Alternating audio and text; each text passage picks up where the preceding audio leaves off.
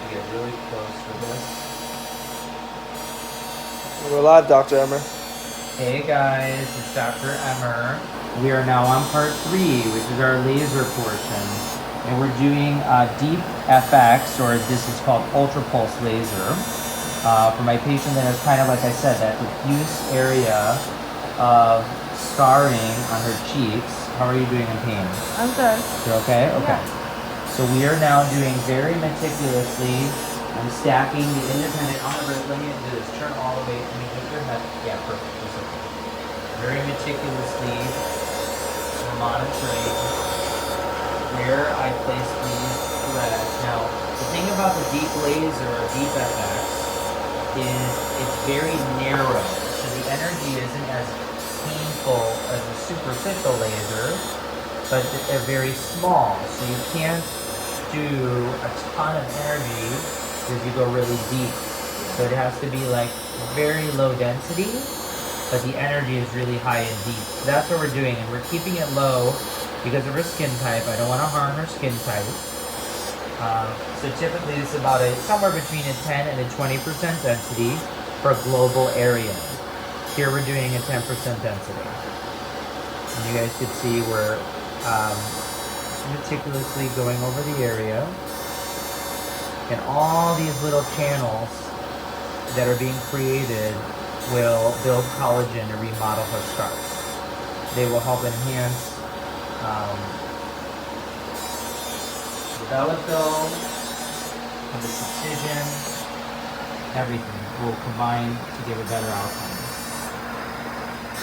Now, this laser has actually been shown to break apart major scars, like hypertrophic scars or keloids. In this instance, we're using it in a different capacity to help improve, like I said, a global area of scarring. She's doing really well with topical and nerve blocks and some pills. Usually what I do is I'll do a cheek, and then we're going to take an ice pack. Do you have ice over there? And we'll get it one sec. Does this treat acne scars, stretch marks, and surgical scars? This can treat all different things such as wrinkles. We're going to go over the chin area. You might feel a little bit more. It treats all different types of scarring depending on how it's used. You could treat stretch marks with this, although I'm not I don't typically like to use stretch marks with ablative lasers. I find non-ablative lasers work a little better. Surgical scars, 100% yes, and acne scars, we know.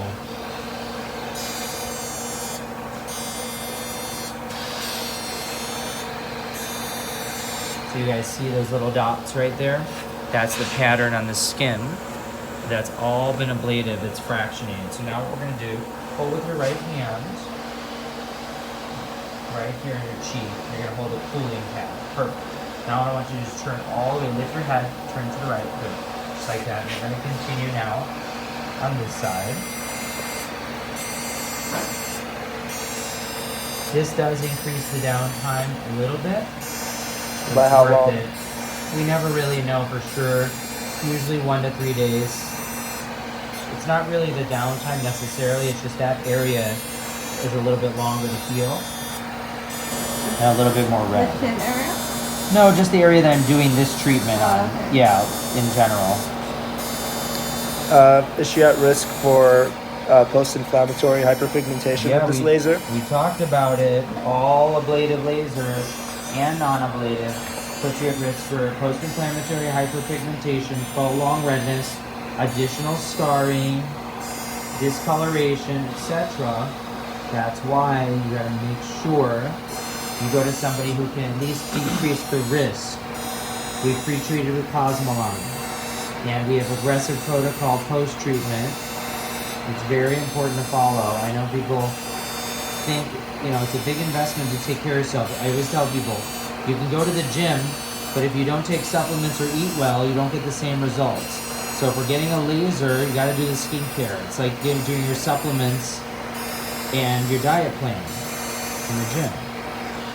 She's doing great. Perfect. So we're going to keep following.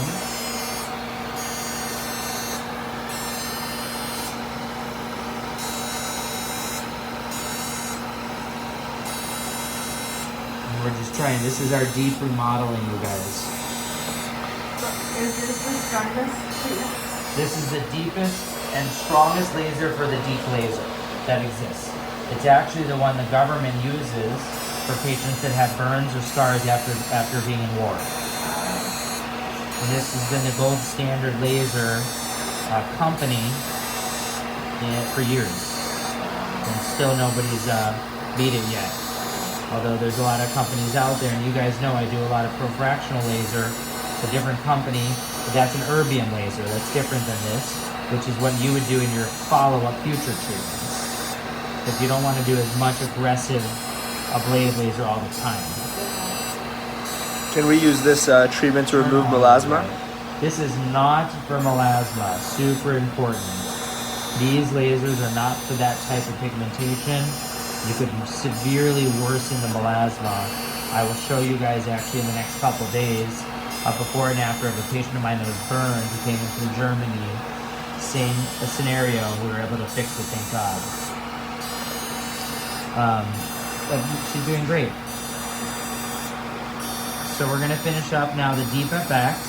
This is our deep CO2. And then we'll go into our active FX, which is superficial CO2, in a few minutes.